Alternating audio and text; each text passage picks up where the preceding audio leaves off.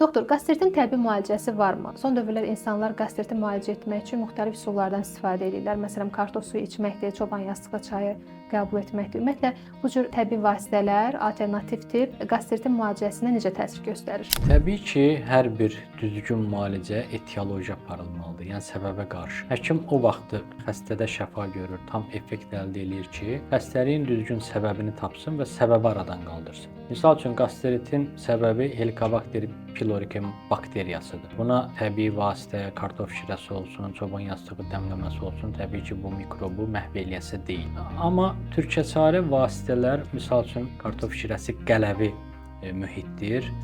Mədədə turşuluq normadan artıq olan mədə xəstəlikləri olanda turşuluq artır. Kartof şirəsi də qələvi olduğu üçün onu neytrallaşdırır və qıcqırmanın, turşuluğun, yanmanın aradan götürülməsinə səbəb ola bilər. Misal üçün, qıcqırması olan insan kartof şirəsi içdim, rahatladım. Bu doğrudur, ola bilər. Bəzən soda da içirlər.